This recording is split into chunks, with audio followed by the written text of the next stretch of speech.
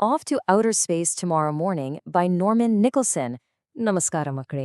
ಭೂಮಿಯನ್ನ ಶಾಶ್ವತವಾಗಿ ಬಿಟ್ಟು ಅಕ್ಕತ್ತಲಿನ ಬಾಹ್ಯಾಕಾಶಕ್ಕೆ ಹೋಗಕ್ಕೆ ಸಿದ್ಧವಾಗಿರೋ ಒಬ್ಬ ಗಗನಯಾತ್ರಿಯ ಮನಸ್ಸು ಹೇಗಿರಬಹುದಲ್ವಾ? ಬನ್ನಿ, ನಾರ್ಮನ್ ನಿಕಲ್ಸನ್ ಅವರ ಈ ಅದ್ಭುತ ಕವಿತೆ ಮೂಲಕ ಅದನ್ನೇ ಇವತ್ತು ತಿಳಿದುಕೊಳ್ಳೋಣ.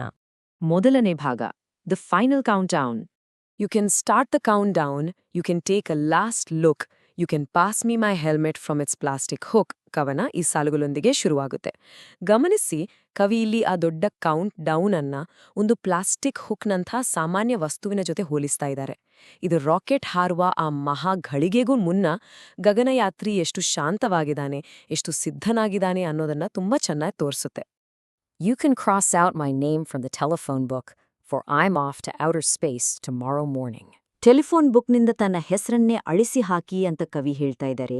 ಅಂದ್ರೆ ಅವರು ಭೂಮಿ ಮೇಲಿನ ಸಂಪರ್ಕವನ್ನ ಸಂಪೂರ್ಣವಾಗಿ ಕಡಿದುಕೊಳ್ತಾ ಇದ್ದಾರೆ ಅಂತ ಅರ್ಥ. ಇನ್ನು ಮುಂದೆ ಅವರನ್ನ ಯಾರೂ ಕರೆಯೋ ಹಾಗಿಲ್ಲ, ಅವರೇ ಸ್ವತಃ ಭೂಮಿ ಮೇಲಿನ ತಮ್ಮ ಅಸ್ತಿತ್ವವನ್ನ ಅಳಿಸಿಕೊಳ್ತಾ ಇದ್ದಾರೆ. ಎರಡನೇ ಭಾಗ, ಈ world without time. There won't be any calendar, there won't be any clock, daylight will be on the switch and winter under lock. ಅಂದ್ರೆ ಬಾಹ್ಯಾಕಾಶದಲ್ಲಿ ಸೂರ್ಯ ಹುಟ್ಟೋದು ಮುಳುಗೋದು ಇರೋದಿಲ್ಲ. ಹಾಗಾಗಿ ಅಲ್ಲಿ ಈ ಕ್ಯಾಲೆಂಡರ್, ಗಡಿಯಾರಗಳ ಅವಶ್ಯಕತೆಯೇ ಇಲ್ಲ.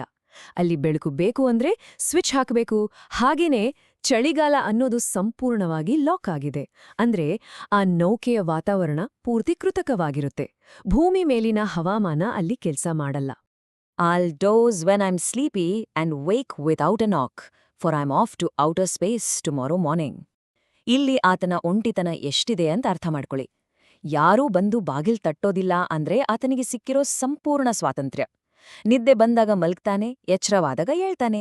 ಅವನನ್ನ ಎಬ್ಬಿಸೋಕೆ ಅಲ್ಲಿ ಯಾವ ಕುಟುಂಬದವರೂ ಇರೋದಿಲ್ಲ ನೋಡಿ. ಇಲ್ಲಿ ಡೋಸ್ ಅಂದ್ರೆ ನಿದ್ರೆ ಮಾಡೋದು. ಆದ್ರೆ ಅಲ್ಲಿ ಹಗಲು ರಾತ್ರಿಗಳೇ ಇಲ್ಲದ ಕಾರಣ ಕೇವಲ ದೇಹ ದಣಿದಾಗ ಮಾಡುವಂತಹ ಒಂದು ಲಘು ನಿದ್ರೆಯನ್ನ ಇದು ಸೂಚಿಸುತ್ತೆ.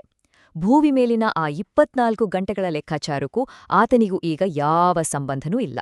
ಮೂರನೇ ಭಾಗ, complete solitary confinement. I'll be writing no letters, I'll be posting no mail, for with nobody to visit me and not a friend in hell. ಇದು ಮನುಷ್ಯರ ನಡುವಿನ ಸಂಬಂಧಗಳು ಸಂಪೂರ್ಣವಾಗಿ ಕಟ್ಟಾಗೋದನ್ನ ತೋರಿಸುತ್ತೆ. ಆತ ಯಾವುದೇ ಪತ್ರ ಬರೆಯೋದಿಲ್ಲ, ಆತನನ್ನ ಭೇಟಿಯಾಗೋಕೆ ಅಂತ ಯಾರೂ ಬರೋದಿಲ್ಲ. ಇಷ್ಟೇ ಅಲ್ಲ, ಆತ ಜೋರಾಗಿ ಕೂಗಿದ್ರೂ ಕೇಳುವಷ್ಟು ಹತ್ರದಲ್ಲಿ ಯಾವೊಬ್ಬ ಸ್ನೇಹಿತನೂ ಇಲ್ಲ. ಇದು ಎಂಥ ಭಾರವಾದ ಒಂಟಿತನ ಅಲ್ವಾ? ಇಲ್ಲಿ ಸಾಲಿಟರಿ ಕನ್ಫೈನ್ಮೆಂಟ್ ಅಂದ್ರೆ ಒಂಟಿ ಸೆರವಾಸ ಮತ್ತು ಗೇಲ್ ಅಂದ್ರೆ ಜೈಲು. ಆ ಗಗನಯಾತ್ರಿ ತನ್ನ ಹೈಟೆಕ್ ಬಾಹ್ಯಾಕಾಶ ನೌಕೆಯನ್ನ ಒಂದು ಕತ್ತಲೆಯ ಜೈಲಿಗೆ ಹೋಲಿಸ್ತಾ ಇದ್ದಾನೆ. ಆತ ಆಕಾಶದಲ್ಲಿ ತೇಲ್ತಾ ಇದ್ರೂ ಕೂಡ ವಾಸ್ತವದಲ್ಲಿ ಒಂದು ಸಣ್ಣ ಪೆಟ್ಟಿಗೆಯೊಳಗೆ ಬಂಧಿಯಾಗಿದ್ದಾನೆ ಅನ್ನೋ ಕಟು ಸತ್ಯವನ್ನ ಇಲ್ಲಿ ಒಪ್ಪಿಕೊಳ್ತಾ ಇದ್ದಾನೆ. In solitary confinement as complete as any jail, I'll be off to outer space tomorrow morning. ತನ್ನ ನೌಕೆಯನ್ನ ಜೈಲಿಗೆ ಹೋಲಿಸಿದ್ರೂ ಕೂಡ ಆತನಲ್ಲಿ ಯಾವುದೇ ಅಳುಕಿಲ್ಲ, ಹೆದರಿಕೆ ಇಲ್ಲ. ಬಾಹ್ಯಾಕಾಶ ಪ್ರಯಾಣದ ಈ ಕಠಿಣ ಸತ್ಯವನ್ನ, ಈ ಒಂಟಿ ಸೆರವಾಸವನ್ನ ಆತ ತುಂಬಾ ಧೈರ್ಯದಿಂದಲೇ ಒಪ್ಕೊಂಡಿದ್ದಾನೆ. ನಾಲ್ಕನೇ ಭಾಗ, A universe of one. When my capsule door is sealed and my space flight has begun, with the teacup circling round me like the planets round the sun. ಇದು ಎಂಥ ಅದ್ಭುತವಾದ ದೃಶ್ಯ ಕಣ್ರಿ.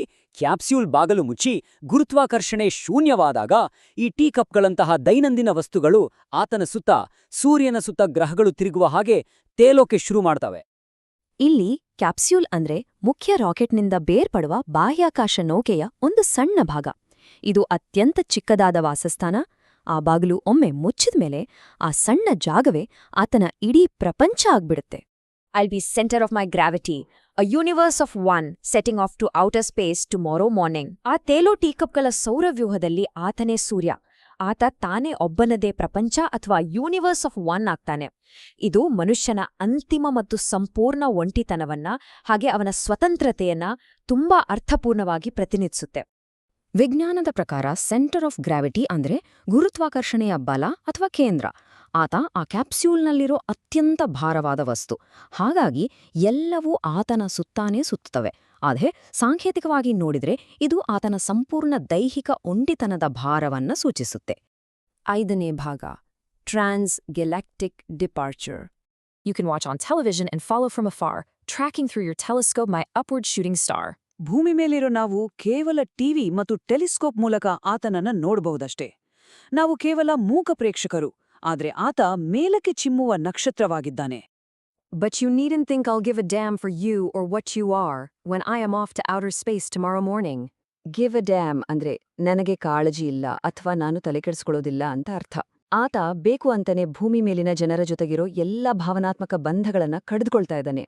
ಆ ಒಂಟಿ ಪ್ರಯಾಣದಲ್ಲಿ ಬದುಕಬೇಕು ಅಂದ್ರೆ ಭೂಮಿ ಮೇಲಿನ ಹಂಗನ್ನ ಬಿಡದ ಅನಿವಾರ್ಯ ನೋಡಿ. And when the rockets thrust me on my transgalactic hop with 20,000 light years before the first stop.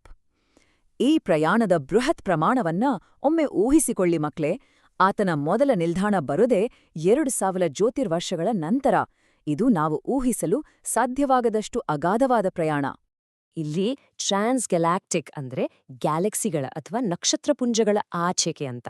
ಇದು ಕೇವಲ ಚಂದ್ರನ ಬಳಿ ಹೋಗಿ ಬರುವ ಸಣ್ಣ ಪ್ರವಾಸ ಅಲ್ಲ, ಇದು ಬ್ರಹ್ಮಾಂಡದ ಅನಂತ ಆಳಕ್ಕೆ ಹೋಗುವ ಬಹುಶಃ ಎಂದಿಗೂ ಹಿಂದಿರುಗದ ಪ್ರಯಾಣ. Then you and every soul on Earth can go and blow your top, for I'm off to outer space tomorrow morning. Blow your top ಅಂದ್ರೆ ಕೋಪದಿಂದ ಸ್ಫೋಟಗೊಳ್ಳೋದು.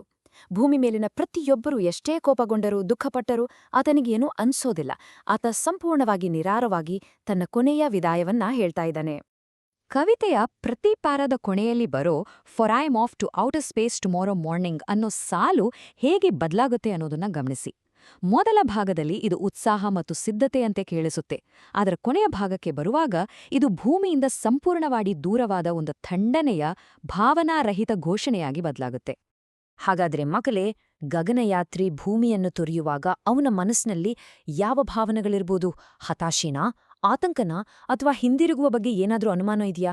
ಈ ಅಗಾಧವಾದ ಒಂಟಿತನದ ಬಗ್ಗೆ ಒಮ್ಮೆ ಯೋಚನೆ ಮಾಡಿ. ಸಂಪೂರ್ಣ ಸ್ವಾತಂತ್ರ್ಯ ಪಡಿಬೇಕು ಅಂದ್ರೆ ಸಂಪೂರ್ಣವಾಗಿ ಎಲ್ಲರನ್ನೂ ಬಿಟ್ಟು ಒಂಟಿಯಾಗೋದು ಅನಿವಾರ್ಯನಾ? ಈ ಆಳವಾದ ಪ್ರಶ್ನೆಯೊಂದಿಗೆ ನಾನು ಇಂದಿನ ಈ ಕವನದ ಪಯಣವನ್ನ ಮುಗಿಸ್ತಾ ಇದ್ದೀನಿ. ನಮಸ್ಕಾರ.